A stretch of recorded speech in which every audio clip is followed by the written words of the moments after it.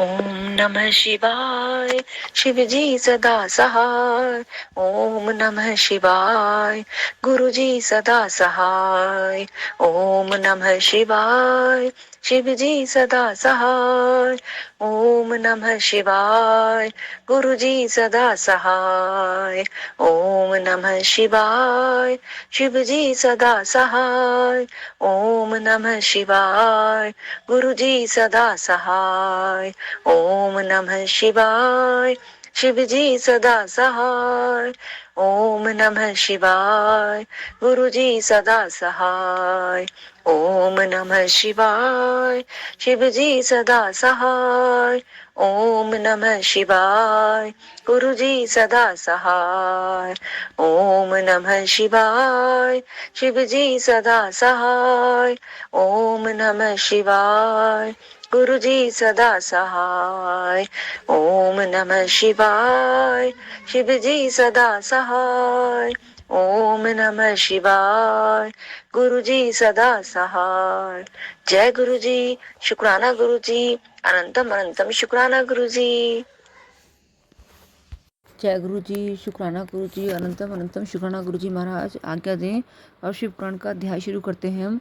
श्री शिव के द्वारा गोलोक धाम में श्री विष्णु का गोपेश के पद पर अभिषेक तथा उनके प्रति प्रणाम का प्रसंग सुनाकर श्री राम का सती के मन का संदेह दूर करना, सती का शिव के द्वारा मानसिक त्याग। मंत्र जाप करते हैं। ओम नमः शिवाय। शिवजी सदा सहाय। ओम नमः शिवाय। गुरुजी सदा सहाय। ओम नमः शिवाय। शिवजी सदा सहाय। ओम नमः शिवाय। गुरुजी सदा सहाय।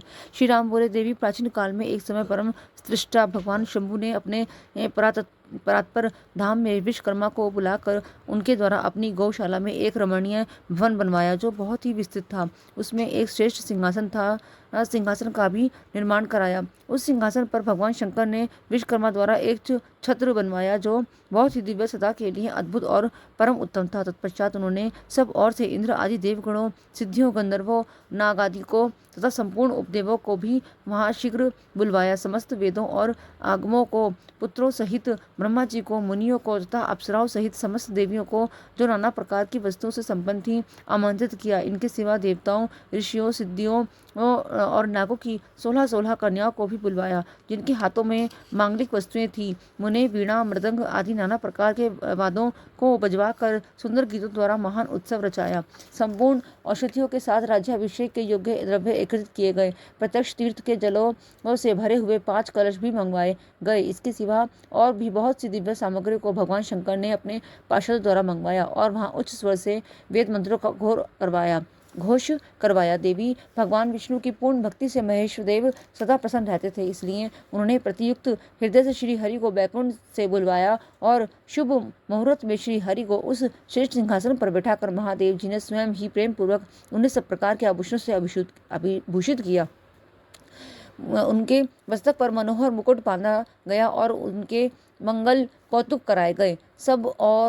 यह सब हो जाने के बाद महेश्वर ने स्वयं ब्रह्मांड मंडप में श्री हरि का अभिषेक किया और उन्हें अपना यह सारा ऐश्वर्य प्रदान किया जो दूसरों के पास नहीं था। तदंतर स्वतंत्र ईश्वर भक्त वत्सल शंभु ने श्री हरि का सत्वन किया और अपनी पराधीनता, भक्त परश्वता और को सर्वत्र प्रसिद्ध करते हुए वे लोककर्ता ब्रह्मा से इस प्रकार बोले। महेश्वर ने कहा, लोकेश, आज से मेरी आज्ञा के अनुसार ये विष्णु हरि स्वयं मेरे वंदनीय हो गए। इस बात को सभी सुन रहे हैं। तात, तुम संपूर्ण देवता आदि के साथ इन श्री हरि को प्रणाम करो और ये वेद मेरी आज्ञा से मेरी ही इस तरह इन श्री हरि का वर्णन करें। श्री रामचंद्र जी कहते हैं, देवी भगवान विष्णु की श्री भक्ति देखकर प्रसन्नचित्त हुए वरदायक भक्त वत्सल रुद्रदेव ने उपयुक्त बात कहकर स्वयं ही श्री गरुड़ ध्वज को प्रणाम किया। तदंतर ब्रह्मा आदि देवताओं, मुनियों और सिद्ध आदि ने भी उस समय श्री हरि की वंदना की। इसके बाद अत्यंत प्रसन्न हुए भक्त वत्सल महेश्वर ने देवताओं के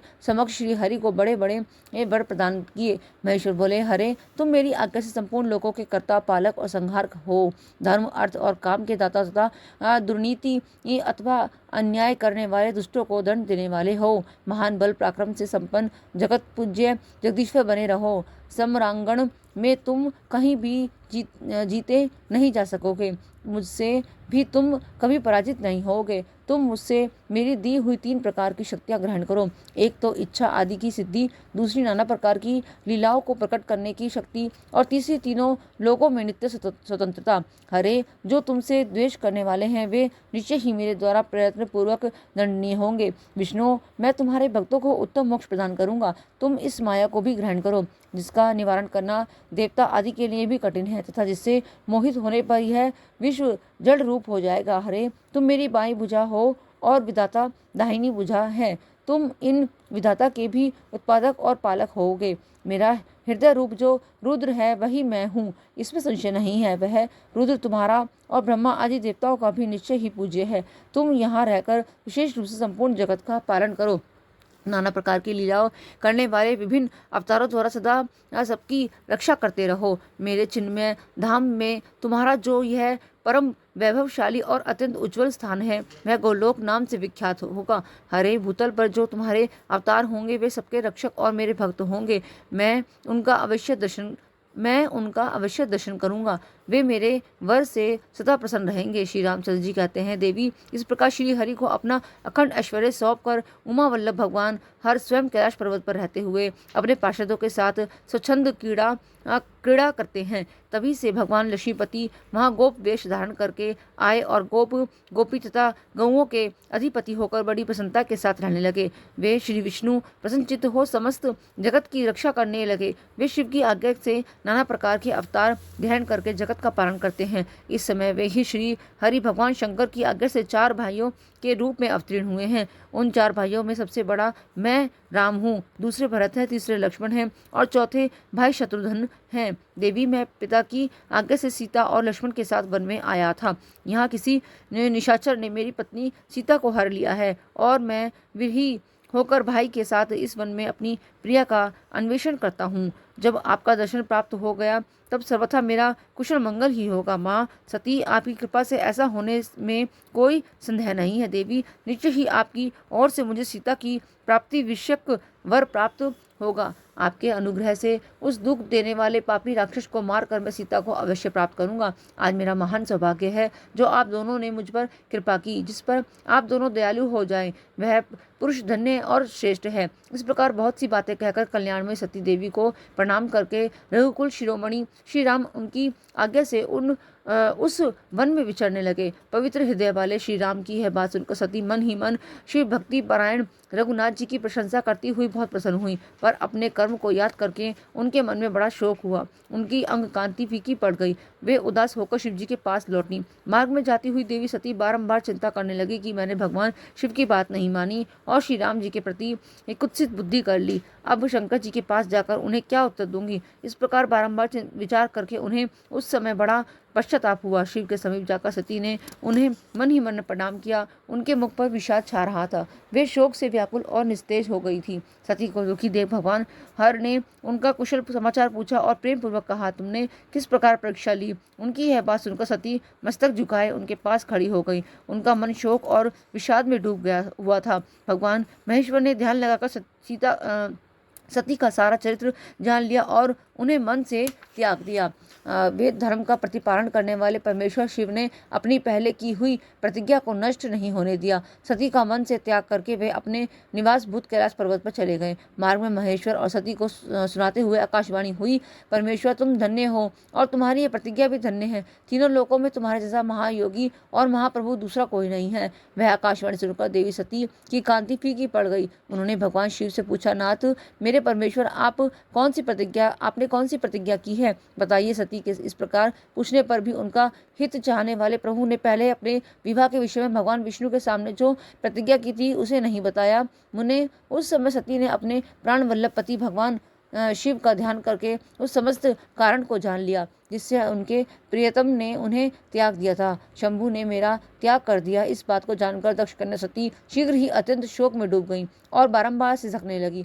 सती के मनोभाव को जानकर शिव ने उनके लिए जो प्रतिज्ञा की थी उसे गुप्त ही रखा और वे दूसरी बहुत सी कथाएं कहने लगे। नाना प्रकार की कथाएं कहते हुए वे सती के साथ कैलाश पर जा पहुंचे और श्रेष्ठ आसन पर स्थिर हो उचित वृत्तियों के निरोध पूर्वक समाधि लगा अपने स्वरूप का ध्यान करने लगे। सती मन में अत्यंत विषाद ले अपने उस धाम में रहने लगी। मुने शिवा और शिव के उस चरित्र को कोई नहीं जानता था। महामुने स्वेच्छा से शरीर धारण करके लोक लीला का अनुसरण करने वाले उन दोनों भुजाओं का इस प्रकार वहां रहते हुए दीर्घ काल तक व्यतीत हो गया। तत्पश्चात उत्तम लीला करने वाले महादेव जी ने ध्यान तोड़ा। यह जानकर जगदम्बा सती वहां आई और उन्होंने व्यथित हृदय से शिव के चरणों में प्रणाम किया। उदार चेता शंभु ने उन्हें अपने सामने बैठने के लिए आसन दिया और बड़े प्रेम से बहुत सी मनोरम कथाएं कहीं।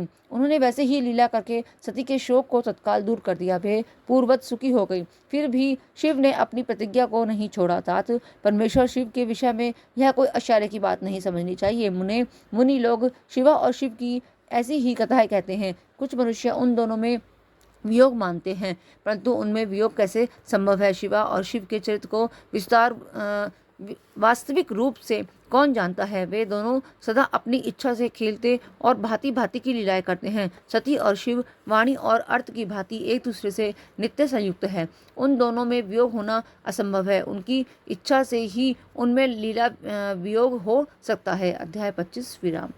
अब अध्याय है प्रयाग में समस्त महात्मा मुनियों द्वारा किए गए यज्ञ में दक्ष का भगवान शिव को तिरस्कार पूर्वक शाप देना और नंदी द्वारा ब्राह्मण कुल को शाप प्रदान भगवान शिव का नंदी को शांत करना। ब्रह्मा जी कहते हैं कि नारद पूर्व काल में समस्त महात्मा मुनि प्रयाग में एकत्रित हुए थे। वहाँ सम्मिलित हुए उन सब महात्माओं का विधि विधान से एक बहुत बड़ा यज्ञ हुआ। उस यज्ञ में सनकादि सिद्धगण देवऋषि प्रजापति देवता तथा ब्रह्मा का साक्षात्कार करने वाले ज्ञानी भी पधारे थे। मैं भी मूर्तिमान महातेजस्वी निगमों और आगमों से युक्त हो सहपरिवार वहां गया था। अनेक प्रकार के उत्सव के साथ वहां उनका विचित्र समाज जुटा था। नाना शास्त्रों के संबंधों में ज्ञान चर्चा एवं वाद विवाद हो रहे थे। मुने उसी अवसर पर सती तथा पार्षदों के साथ त्रिलोक हितकारी सृष्टिकर्ता एवं सबके स्वामी भगवान रुद्र भी वहां आ पहुंचे। भगवान शिव को आया देख संपूर्ण देवताओं और सिद्धियों तथा मुनियों और मैंने भी भक्ति भाव से उन्हें प्रणाम किया और उनकी स्तुति की। फिर शिव की आज्ञा पाकर सब लोग प्रसन्नतापूर्वक यथास्थान बैठ गए। भगवान का दर्शन पाकर सब लोग संतुष्ट थे और अपने सौभाग्य की सराहना करते थे। इसी बीच में प्रजापतियों के भी पति प्रभु दक्ष जो बड़े तेजस्वी थे अस्मात् घूमते हुए प्रसन्नतापूर्वक वहां आए। वे मुझे प्रणाम करके मेरी आज्ञा ले वहां बैठे। दक्ष उन दिनों समस्त ब्रह्मांड के अधिपति बनाए गए थे, अतएव सबके द्वारा सम्माननीय थे, परंतु अपने इस गौरवपूर्ण पद को लेकर उनके मन में बड़ा अहंकार था, क्योंकि वे तत्व ज्ञान से शून्य थे। उस समय समस्त देवऋषियों ने नतमस्तक हो स्तुति और प्रणाम के द्वारा दोनों हाथ जोड़कर उत्तम तेजस्वी दक्ष का सादर सत्कार किया। परंतु जो नाना प्रकार के लीला विहार करने वाले सबके स्वामी और उत्कृष्ट लीलाकारी स्वतंत्र परमेश्वर हैं, उन महेश्वर ने उस समय दक्ष को मस्तक नहीं झुकाया। वे अपने आसन पर बैठ ही रह गए, खड़े होकर दक्ष का स्वागत नहीं किया। महादेव जी को वहां मस्तक झुकाते न देख मेरे पुत्र प्रजापति दक्ष मन ही मन अप्रसन्न हो गए।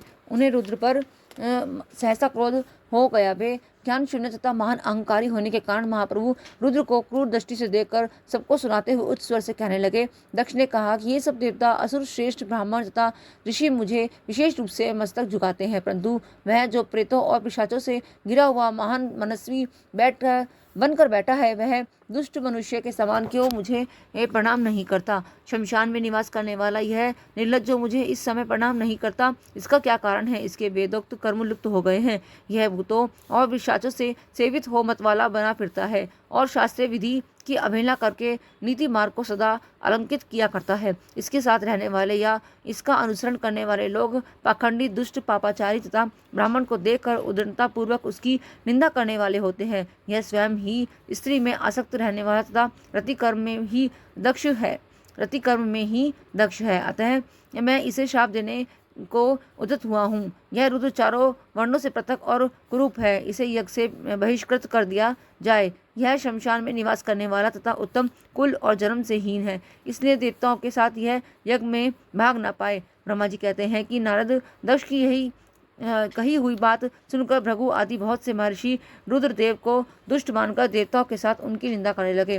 दक्ष की बात सुनकर नंदी को बड़ा शोक हुआ। उनके नेत्र चंचल हो उठे और वे दक्ष को शाप देने के विचार से तुरंत इस प्रकार बोले। नंदीश्वर ने कहा, अरे रे महामूढ़ दुष्ट बुद्धि शठ दक्ष, तूने मेरे स्वामी महेश्वर को यज्ञ से बहिष्कृत क्यों कर दिया? जिनके स्मरण मात्र से यज्ञ सफल और तीर्थ पवित्र हो जाते हैं, उन्हीं महादेव जी को तूने शाप कैसे दिया? दुर्बुद्धि दक्ष, तूने ब्राह्मण जाति की चपलता से प्रेरित हो इन रुद्रदेव को व्यर्थ ही शाप दे डाला। महाप्रभु रुद्र सर्वथा निर्दोष हैं, तथापि तूने व्यर्थ ही इनका उपहास किया है। ब्राह्मणाधम, उन्होंने इस जगत की सृष्टि की जो इसका पालन करते हैं, और अंत में जिनके द्वारा इसका संहार होगा, उन्हीं इन पर महेश्वर रूप को तूने शाप कैसे दे दिया? नंदी के इस प्रकार फटकारने पर प्रजापति दक्ष रोष से आग बबूला हो गए और उन्हें शाप देते हुए बोले कि अरे रुद्रगणों, तुम सब लोग वेद से बहिष्कृत हो जाओ, वैदिक मार्ग से भ्रष्ट तथा महर्षियों द्वारा परित्यक्त हो पाखंडवाद में लग जाओ और शिष्टाचार से दूर रहो। सिर पर जटा और शरीर में भस्म एवं हड्डियों के आभूषण धारण करके मदपान में आसक्त हो। जब दक्ष ने शिव के पार्षदों को इस प्रकार शाप दे दिया, तब उस शाप को सुनकर शिव के प्रिय भक्त नंदी अत्यंत रोष के वशीभूत हो गए। शिलाद पुत्र नंदी भगवान शिव के प्रिय पार्षद और तेजस्वी हैं। वे गर्व से भरे हुए महादुष्ट दक्ष को तत्काल इस प्रकार उत्तर देने लगे। नंदीश्वर बोले, अरे शठ दुर्बुद्धि दक्ष, तुझे शिव के तत्व का बिल्कुल ज्ञान नहीं है, अतः तूने शिव के पार्षदों को व्यर्थ ही शाप दिया है। अहंकारी दक्ष, जिनके चित्त में दुष्टता भरी है, उन भृगु आदि ने भी ब्राह्मण तत्व के अभिमान में आकर महाप्रभु महेश्वर का उपहास किया है। अतः यहाँ जो भगवान रुद्र के विमुख तुझ जैसे दुष्ट ब्राह्मण विद्वान हैं, उनको मैं रुद्र तेज के प्रभाव से ही शाप दे रहा हूँ। तू जैसे ब्राह्मण कर्म फल के प्रशंसक वेद वाद में फंसकर वेद के तत्व ज्ञान से शून्य हो जाएं। वे ब्राह्मण सदा भोगों में तन्मय रहकर स्वर्ग को ही सबसे बड़ा पुरुषार्थ मानते हुए स्वर्ग से बढ़कर दूसरी कोई वस्तु नहीं है ऐसा कहते रहे, तथा क्रोध लोभ और मद से युक्त हो निर्लज्ज भिक्षुक बने रहें। कितने ही ब्राह्मण वेद मार्ग को सामने रखकर शूद्रों का यज्ञ कराने वाले और दरिद्र होंगे, तथा दान लेने में ही लगे रहेंगे। दूषित दान ग्रहण करने के कारण वे सब के सब नरकगामी होंगे। दक्ष, उनमें से कुछ ब्राह्मण तो ब्रह्म राक्षस भी होंगे, जो परमेश्वर शिव को सामान्य देवता समझकर उनके द्रोह करता है, वह दुष्ट बुद्धि वाला प्रजापति दक्ष तत्व ज्ञान से विमुख हो जाए। यह विषय सुख की इच्छा से कामना रूपी कपट से युक्त धर्म वाले गृहस्थाश्रम में आसक्त रहकर कर्मकांड का तथा कर्म फल की प्रशंसा करने वाले सनातन वेदवाद का ही विस्तार करता रहे। इसका आनंददायी मुख नष्ट हो जाए, यह आत्मज्ञान को भूलकर पशु के समान हो जाए, तथा यह दक्ष कर्म भ्रष्ट हो शीघ्र ही बकरे के मुख से युक्त हो जाए। इस प्रकार कुपित हुए नंदी ने जब ब्राह्मणों को और दक्ष ने महादेव जी को श्राप दिया, तब वहाँ महान हाहाकार मच गया। नारद, मैं वेदों का प्रतिपादक होने के कारण शिव तत्व को जानता हूँ, इसलिए दक्ष का वह श्राप सुनकर मैंने बारंबार उसकी तथा भृगु आदि ब्राह्मणों की भी निंदा की। सदाशिव महादेव जी भी नंदी की वह बात सुनकर हंसते हुए से मधुर वाणी में बोले। वे नंदी को समझाने लगे। सदाशिव ने कहा कि नंदिन, मेरी बात सुनो, तुम तो परम ज्ञानी हो, तुम्हें क्रोध नहीं करना चाहिए। तुमने भ्रम से यह समझकर कि मुझे श्राप दिया गया, व्यर्थ ही ब्राह्मण कुल को श्राप दे डाला। वास्तव में मुझे किसी का श्राप छू नहीं सकता, अतः तुम्हें उत्तेजित नहीं होना चाहिए। वेद मंत्राक्षर में और सुक्त में है, उसके प्रत्येक सुक्त में समस्त देहधारियों के आत्मा परमात्मा प्रतिष्ठित हैं, अतः उन मंत्रों के ज्ञाता नित्य आत्मवेत्ता है। इसलिए तुम रोषवश उन्हें शाप न दो। किसी की बुद्धि कितनी हुई दूषित क्यों न हो, वह कभी वेदों को शाप नहीं दे सकता। इस समय मुझे शाप नहीं मिला है, इस बात को तुम्हें ठीक ठीक समझना चाहिए। महामते, तुम सनकादिक सिद्धों को भी तत्व ज्ञान का उपदेश देने वाले हैं हो, अतः शांत हो जाओ। मैं ही यज्ञ हूँ, मैं ही यज्ञ कर्म हूँ, यज्ञों के अंगभूत समस्त उपकरण भी मैं ही हूँ, यज्ञ की आत्मा मैं हूँ, यज्ञ परायण यजमान भी मैं ही हूँ, और यज्ञ से बहिष्कृत भी मैं ही हूँ। यह कौन, तुम कौन और ये कौन, वास्तव में सब मैं ही हूँ। तुम अपनी बुद्धि से इस बात का विचार करो। तुमने ब्राह्मणों को व्यर्थ ही शाप दे दिया है। महामते नंदिन, तुम तत्व ज्ञान के द्वारा प्रपंच रचना का बाद करके आत्मनिष्ठ ज्ञानी एवं क्रोध आदि से शून्य हो जाओ। ब्रह्मा जी कहते हैं, नारद, भगवान शंभु के इस प्रकार समझाने पर नंदीकेश्वर विवेक पारायण हो क्रोध रहित एवं शांत हो गए। भगवान शिव भी अपने प्राण प्रिय पार्षद नंदी को शीघ्र ही तत्व का बोध कराकर प्रथम गणों के साथ वहां से प्रसन्नतापूर्वक अपने स्थान को चल दिए। इधर रोष वेश से युक्त दक्ष भी ब्राह्मणों से घिरे हुए अपने स्थान को लौट गए, परंतु उनका चित्त शिवद्रोह में ही तत्पर था। उस समय रुद्र को श्राप दिए जाने की घटना का स्मरण करके दक्ष सदा महान रोष से भरे रहते थे। उनकी बुद्धि पर मूढ़ता छा गई थी। वे शिव के प्रति श्रद्धा को त्याग कर शिव पूजकों की निंदा करने लगे। तात नारद, इस प्रकार परमात्मा शंभु के साथ दुर्व्यवहार करके दक्ष ने अपनी जिस दुष्ट बुद्धि का परिचय दिया था वह मैंने तुम्हें बता दी। अब तुम उनकी पराकाष्ठा को पहुंचाई हुई दुर्बुद्धि का वृतांत सुनो, मैं बता रहा हूँ। अध्याय 26 विराम। जय गुरु जी।